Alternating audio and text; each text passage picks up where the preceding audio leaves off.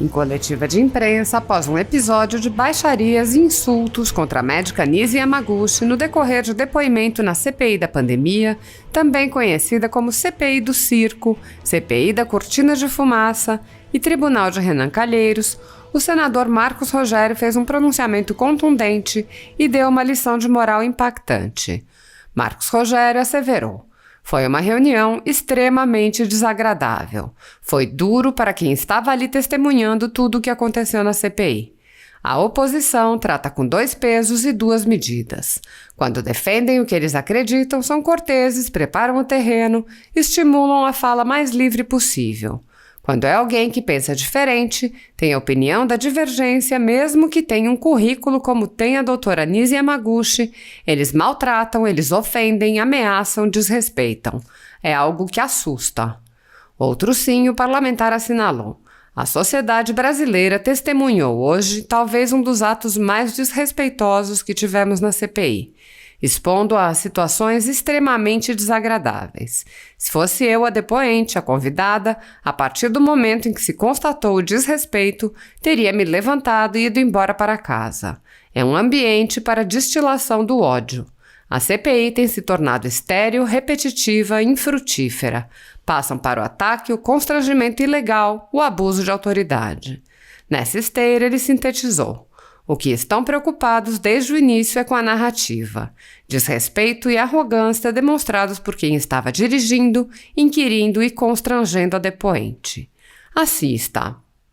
Mas quando vem alguém que tem a opinião da divergência, que pensa diferente e que tem, mesmo que tenha um currículo, como tem a doutora Nise Yamaguchi, eles maltratam, eles ofendem, eles ameaçam, eles desrespeitam.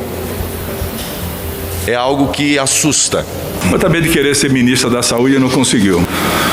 Eu estou falando com a doutora que deveria entender isso. Infelizmente a senhora, como colocou naquela frase que o Renan botou ali, a senhora foi aleatória, simplória, não se aprofundou na matéria. A senhora tergiversou em tudo. Não soube dizer o que é um vírus, o que é um protozoário. Tá sem nem todos os pacientes. Peraí, o advogado vai falar agora. Fiz um testezinho simples com ela. Qualquer criança, qualquer menino de 2º ano, 3º ano, eu fui professor de química, por muito ano de biologia. Isso é beabá. Não sabe, eu vou ensinar. 2003. Completamente diferente do que a senhora falou aí. Não é correto. A senhora está errada. E vou rebater a senhora aonde a senhora trabalhou. No Hospital Einstein, que não trabalha mais. A senhora pode internar doente, mas o seu contrato foi cancelado. O hospital que a senhora trabalhou e não trabalha mais. A senhora pode internar, mas o seu contrato foi cancelado lá no Hospital Einstein. Eu peguei, estava em inglês, traduzi para português e posso lhe passar a hora que a senhora quiser. Livros aí, porque a senhora não tem na cabeça, certamente não leu, não estudou. E, doutora, de médico audiovisual, esse plenário está cansado de alguém que o viu e não leu, e não se aprofundou, e não tem estudado. Qual é a diferença entre um protozoário e um vírus? A senhora sabe? Qual é a diferença, doutora? Doutora Nise, eu estou perguntando à senhora. A senhora sabe qual é a diferença entre um protozoário e um vírus?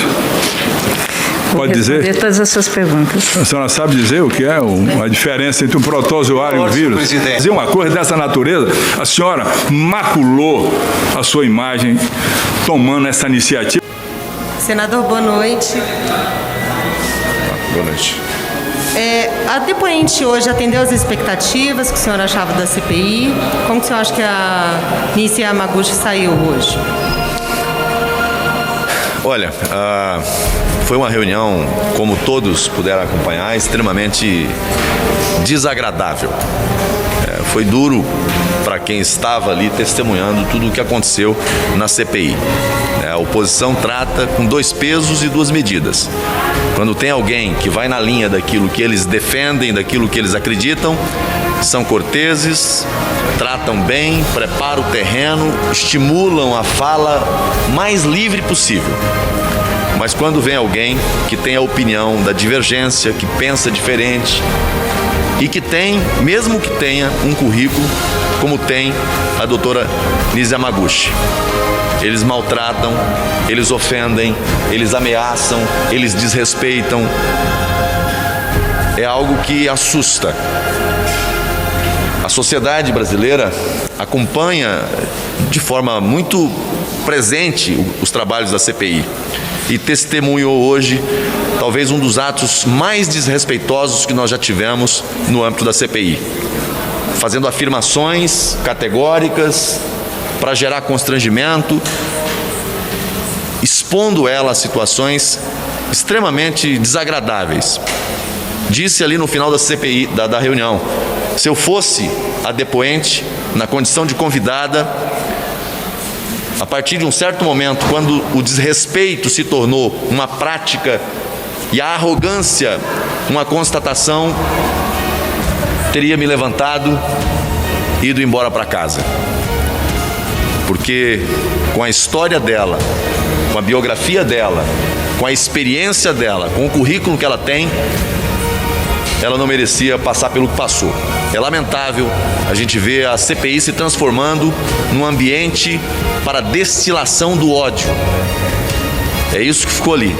Ninguém estava buscando ali a verdade. Falam em ciência, ciência, ciência, ciência o tempo todo.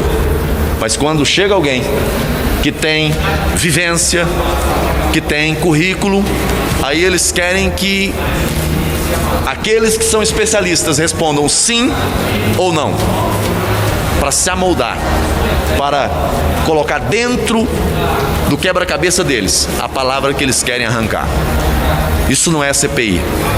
Isso é um trabalho que passa longe de ser o trabalho da CPI. A CPI tem se tornado estéril, infrutífera, cansativa, repetitiva, de maneira que, na falta de comprovação com fatos, com evidências, daquelas teses que eles levantaram no início dos trabalhos da CPI, eles passam para o ataque, para o constrangimento ilegal, para o abuso de autoridade. Nunca vi algo tão arrogante. Alguém dizendo que vai ensinar a depoente. Não, eu vou ensinar, eu vou lhe ensinar. Outra hora pedindo que ela se lembre de datas, de momentos que nada acrescenta ao processo investigativo. Data, número de reuniões, quem participou, o que falou. E quando ela diz, quando ela apresentou, por exemplo, o que seria ali o rascunho de um documento que não tem valor jurídico nenhum, eles não dão nenhuma importância para isso, porque o que eles estavam preocupados desde o início era com a narrativa, sustentar a narrativa.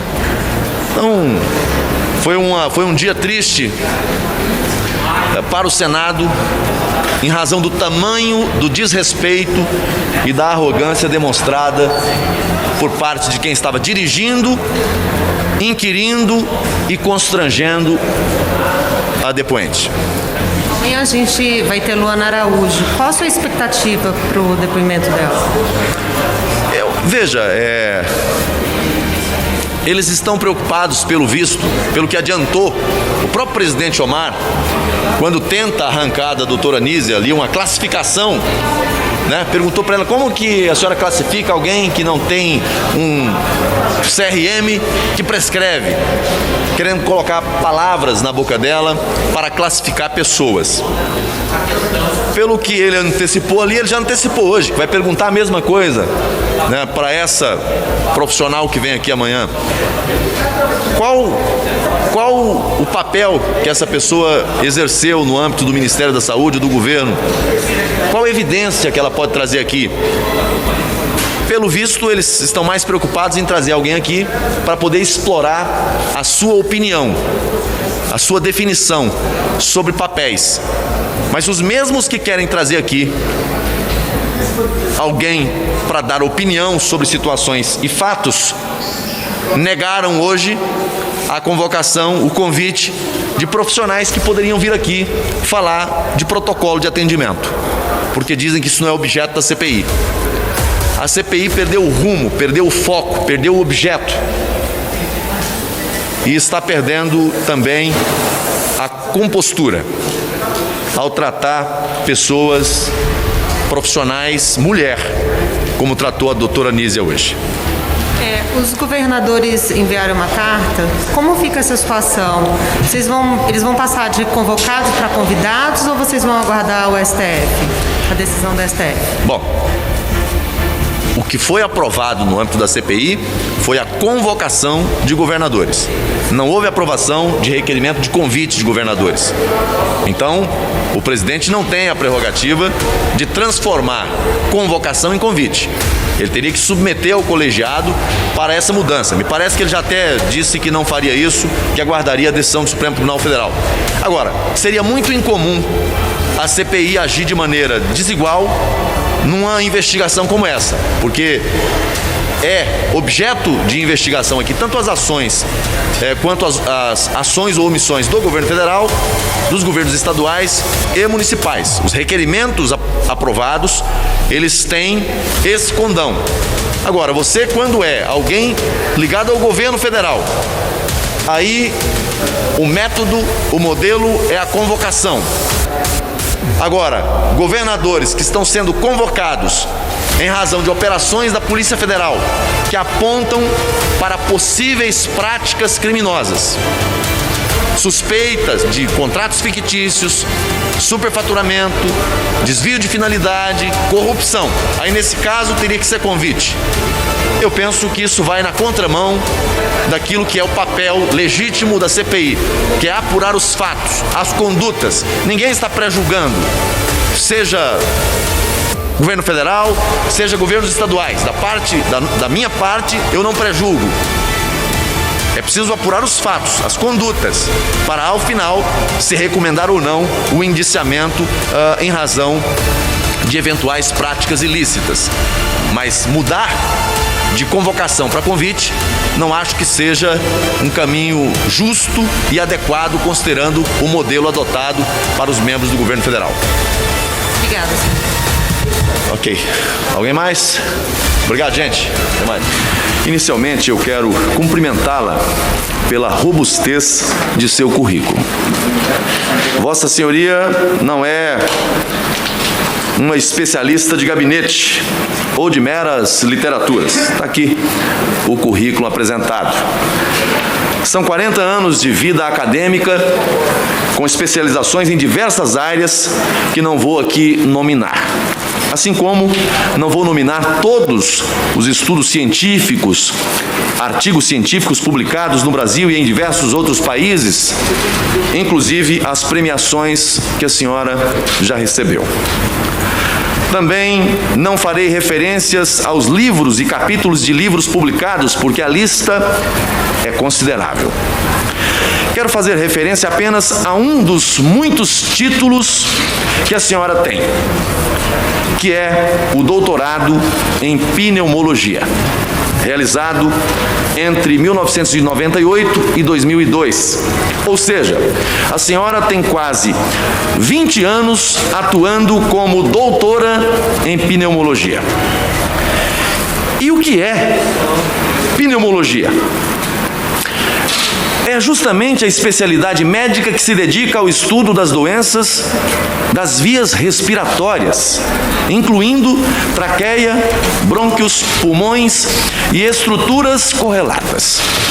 Ou seja, a senhora é doutora justamente na principal área relacionada ao tratamento da Covid-19, que, como sabemos, é uma síndrome respiratória causada pelo SARS-CoV-2. Portanto, quero manifestar minha gratidão a Vossa Senhoria, como brasileira notável que é, por estar dedicando boa parte do seu tempo para estudar e tratar pacientes com Covid-19, contribuindo com o país para esse enfrentamento.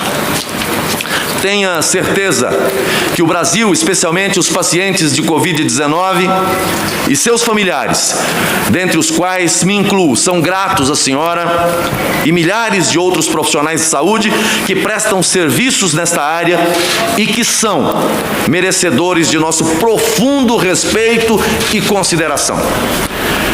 Suas especializações, e especialmente o doutorado em pneumologia, nos dão uma sensação de segurança. Não estamos diante de palpiteira sem formação na área, e nem mesmo diante de uma profissional médica de especialidade alheia ao tratamento específico. Todas as especialidades são importantes, mas em tempos de ciência tão avançada e tão defendida aqui nesta CPI, precisamos saber o lugar de cada uma delas. Ninguém que tenha um problema pulmonar ou vascular grave vai procurar tratamento com ginecologista ou ortopedista. Assim como quem tem um problema cardíaco não procura um psiquiatra. E assim por diante. Cumprimento, portanto, Vossa Senhoria por ser uma profissional preparada e espero que vossa passagem aqui, nesta CPI, não sirva para deixar quaisquer dúvidas sobre seu histórico e capacidade. Aliás, para evitar isso, quero começar dizendo que fiz questão de solicitar à minha assessoria que recuperasse